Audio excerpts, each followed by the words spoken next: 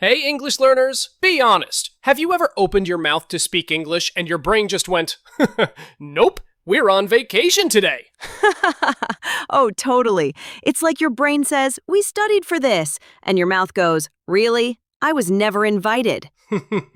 1 second you're ready to impress, the next second, total silence. Just you, your scared face, and someone waiting for your answer. That silence is painful. You can literally hear your confidence walking out of the room. Yeah, it's like, bye, see you next test. But don't worry. Today, we'll fix that. You'll learn why your brain freezes and how to stop it forever. We'll tell you real stories, give you practical tips, and maybe make you laugh so hard that your brain can't freeze anymore. So, Ella, why do we even freeze? You know how sometimes you open the fridge, forget why, and just stand there staring? Oh yeah, my fridge thinks I'm visiting for emotional support at this point. That's your brain on English. It's searching for words, panicking, and saying, wait, what was I doing again? The science is wild. When you speak in another language, your brain has to translate, organize, and speak, all in milliseconds. But when you're nervous, your brain says, nope, too risky. Let's protect you from embarrassment. Thanks, brain. Super helpful. It's like your brain's a bad bodyguard. It blocks everything, even the good stuff. So the real problem isn't English. It's fear. Fear of mistakes. Fear of people laughing. Exactly. But here's the truth. People don't laugh at your mistakes. They laugh with you. Americans actually find it charming when someone tries. I once met a guy who said, I'm exciting, instead of I'm excited. And I was like, yes, you are exciting. That's so cute. Honestly, most Americans will cheer for you if you just try. You don't need perfect grammar. You just need connection. You know what's funny? Even we freeze sometimes. Totally. I once forgot my own name in an interview. The guy said, tell me about yourself. And I was like, good question. Stop! I once ordered a burger and said, can I have a coffee with no burger? That's how you invent a new diet. The liquid burger diet. Coming soon to America. So, see, everyone freezes.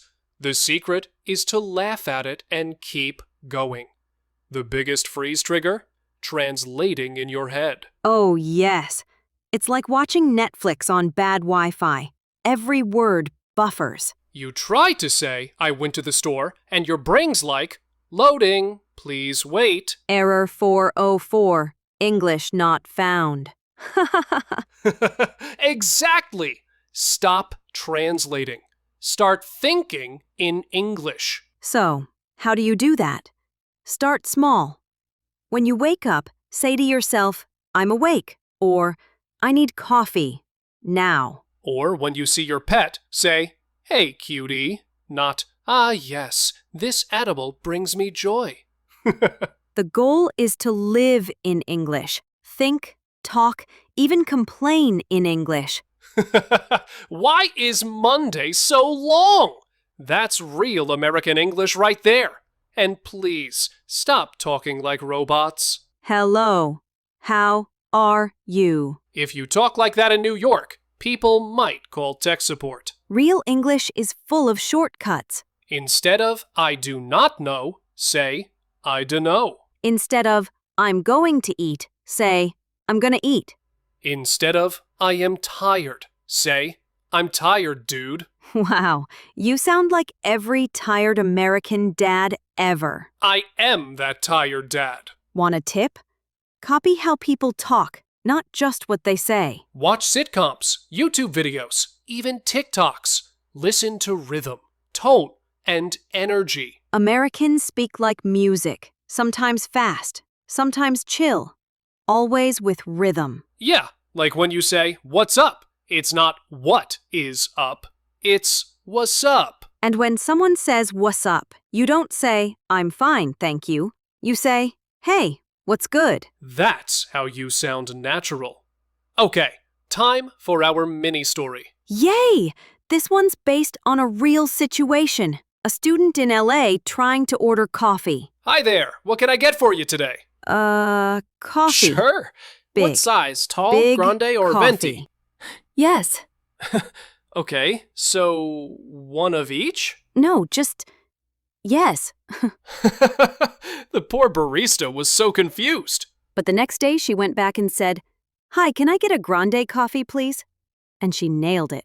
That's the power of practice. You learn by trying, not by hiding. Here's a mindset trick.